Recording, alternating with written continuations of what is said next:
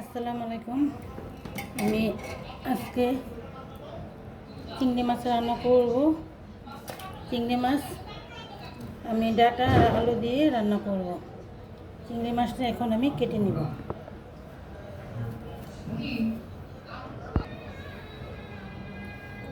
চিংড়ি মাছের মাথায় এই যে ময়লাটা থাকে, আমি ময়লাটা ফেলে দেব। আমি মাথার থেকে বের করে নিয়েছি, মোচকটা এটা ভিতরে থাকবে। আমি মাথার থেকে এই ময়লাটা বের করে নিলাম।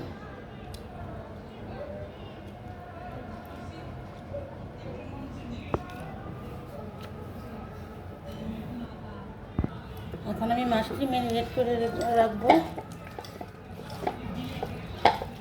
মাছটি আমি সুন্দর করে যে মরিচ, হলুদ আর আদা রসুন আর লবণ দিয়ে আমি মাছটি ম্যারিনেট করলাম। এখানে টমাটো, পেঁয়াজটা আমি বেশি নিয়েছি, ডাটা দিয়ে রান্না করব তো একটু বেশি লাগবে, পেঁয়াজটি বেশি নিয়েছি। আর আলু আর ডাটা আমি সেদ্ধ করে নিয়েছি।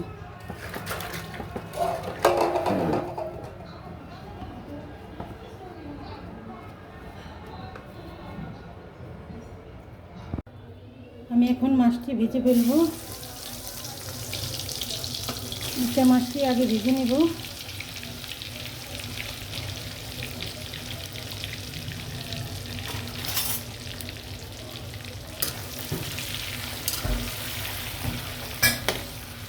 মাছটি ভেজে নিলে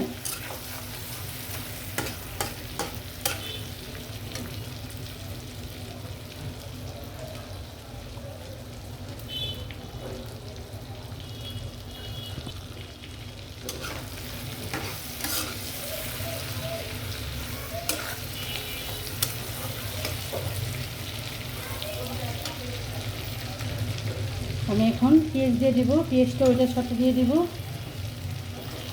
বিসমিল্লাহির রহমানির রহিম।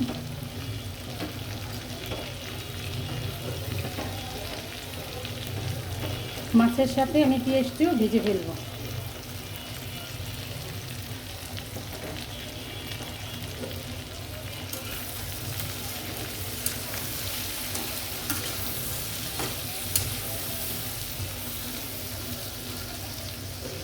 ভেজে নিই। আমি লবণটাও দিয়ে দিব। পেঁয়াজটিও ভাজা হয়ে গেছে। আমি এখন মশলা দিব।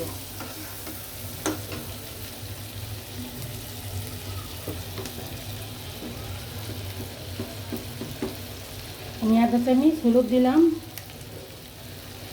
আর আধা চামচ মরিচের ফাঁকি দিব।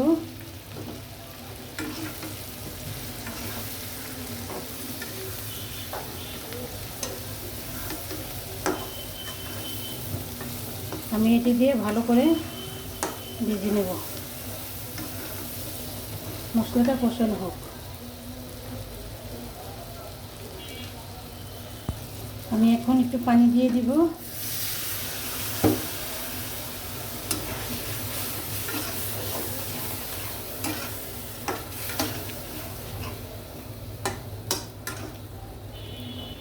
মশলাটা কষানো হোক। এর ফাঁকে দিয়ে দিব আমি ডাটা আর আলু।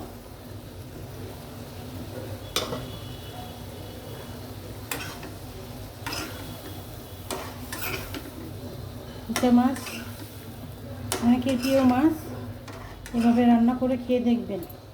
ডাটা আলু দিয়ে ইচা মাছটা অনেকই ভালো লাগে, অনেক।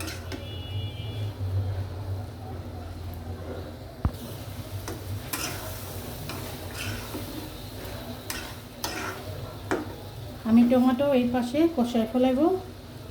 এই সাথে টমাটোটা কষিয়ে ফেলব। আমি এখন সম্পূর্ণ পানি কষা ফেলবো, পানিটা শুকিয়ে ফেলবো আর কি। আমি কষানোর ভিতরে অর্ধেক তরকারি হয়ে যায়, আমি সবসময় আপনাদের বলি।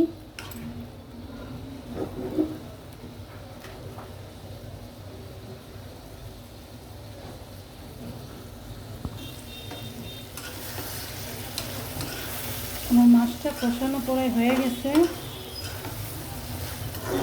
আমরা বাঙালি মাছে ভাতে সবসময় আমরা মাছই খাই।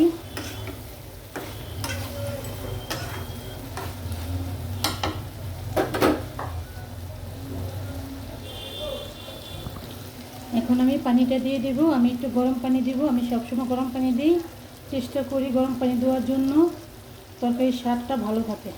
বিসমিল্লাহ।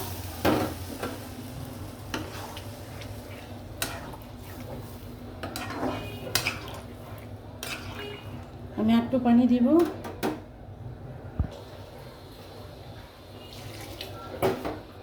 আমি এতটুকু পানি দিব, যার যার পরিমাণ মতন, পানিটা বলা যায় না, যার যার পরিমাণ মতন দিবেন। আমি আর পানি দিব না, এলা জল পাবো। দেখি আমার তরকারিটার কী অবস্থা। আমার তরকারিটা একটু হবে।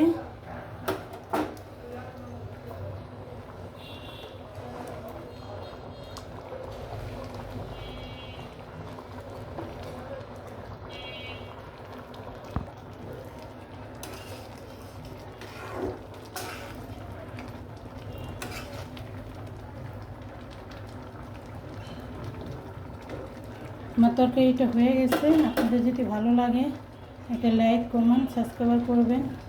একটা ভিডিও বানাতে না অনেক কষ্ট হয়, যদি একটু লাইক আর কমেন্ট সাবস্ক্রাইব করেন অনেকটাই উৎসাহ বাড়ে।